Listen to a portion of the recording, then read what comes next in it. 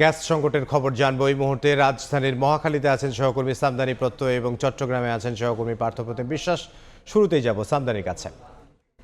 সামদানি, গরম আবার কখনো বৃষ্টি, এর মধ্যেই দীর্ঘ লাইনে অপেক্ষায় দাঁড়িয়ে দীর্ঘ সময় অপেক্ষা করতে হচ্ছে যারা যানবাহন সংশ্লিষ্ট রয়েছে তাদের। একই সঙ্গে দর্শক আপনারা দেখতে পাচ্ছেন যে যানবাহনের যে সারি সেটি কিন্তু প্রত্যেকটি সিএনজি ফিলিং স্টেশনে একই রকম। এই মুহূর্তে আমরা মহাখালীর যেই সিএনজি ফিলিং স্টেশনটিতে আছি সেই সিএনজি ফিলিং স্টেশনটির কম্প্রেসার কিছুক্ষণ আগে বন্ধ করে রাখা হয়েছিল, কারণ তারা মূল লাইনে প্রেসার পাচ্ছিলেন না।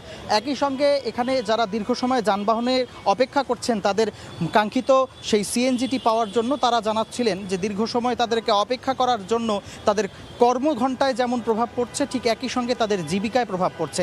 এর কারণ অনেকেই তাদের চাকরি বা তাদের যে মূল জীবিকার সংস্থান সেটি তাদের এই যানবাহনের মাধ্যমেই হয়ে থাকে। সেই যানবাহনে জ্বালানি না পাওয়ার জন্য অনেকে যেমন পর্যাপ্ত ট্রিপ পাচ্ছেন না, ঠিক তেমনি যারা সিএনজি অটোরিকশার মাধ্যমে তাদের জীবন ধারণ করে থাকেন সেই সব কর্মজীবী মানুষদের কিন্তু ভোগান্তির কোনো শেষ নেই। একই সঙ্গে যারা পাম্প কর্তৃপক্ষ রয়েছেন, যারা পাম্প সংশ্লিষ্ট রয়েছেন তারা আমাদেরকে জানাচ্ছিলেন যে প্রতিটি সিএনজি ফিলিং স্টেশনেই যখন এই লাইনগুলো তৈরি হয় সেক্ষেত্রে আসলে সড়কে যেমন একটা যানজটের তৈরি হয় ঠিক তেমনি এখানে অনেক সময় যারা চালক রয়েছেন তারা দীর্ঘ সময় গ্যাসের জন্য রোদের মধ্যে অপেক্ষা করতে গিয়ে তারা মেজাজ হারিয়ে ফেলেন, যার কারণে এখানে অনেক সময় বিশৃঙ্খলা তৈরি হয় লাইনগুলোর মধ্যে। একই সঙ্গে পর্যাপ্ত চাপ না পাওয়ার কারণে পর্যাপ্ত চাপ না পাওয়ার জন্য তারা কিন্তু তাদের যে ব্যবসা সেটিতে তাদের ক্ষতি হচ্ছে, কারণ তাদেরকে কিন্তু যে কম্প্রেসার সিএনজি ডিসপেন্সারের যে কম্প্রেসারটি রয়েছে সেটি তাদের চালাতে হয়।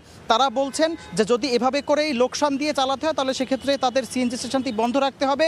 এই অবস্থার মোকাবেলায় তারা সরকারের কাছে এ সমস্যার সমাধান প্রত্যাশা করেন। এই মুহূর্তে চট্টগ্রামে আছেন সহকর্মী পার্থ, সরাসরি আমরা চলে যাচ্ছি তার কাছে।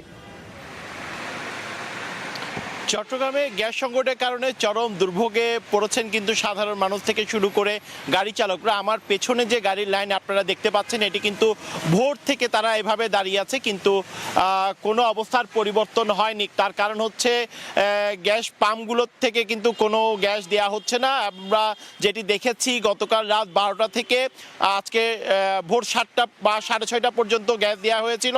এরপর যে গ্যাস বন্ধ হয়েছে দেয়া তা কিন্তু আর স্বাভাবিক হয়নি, এবং যারা গাড়ি চালকরা রয়েছে বিশেষ করে সিএনজি অটোরিকশা চালকরা রয়েছেন তারা চরম দুর্ভোগে পড়েছেন। বিশেষ করে এই যে চট্টগ্রামে যে গ্যাসের সংকট সেটি কিন্তু 10 থেকে 12 দিন ধরে চলছে, তবে যে তীব্র সংকট শুরু হয়েছে সেটি হচ্ছে 3 থেকে 4 দিন ধরে।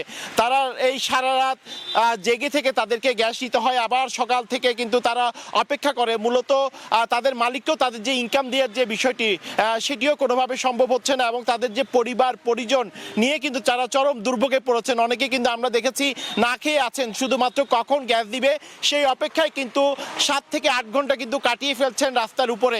এবং আমরা এই নগরীর যে কদমতলী এলাকার চিত্র এটি নয়, আমরা শুধু দেখেছি সব জায়গায় কিন্তু একই অবস্থা, গ্যাসের জন্য সব জায়গায় কিন্তু হাহাকার। তো এই ছিল আমার কাছে এখনো পর্যন্ত নগরীর কদমতলী এলাকা থেকে এখানকার সর্বশেষ খবর।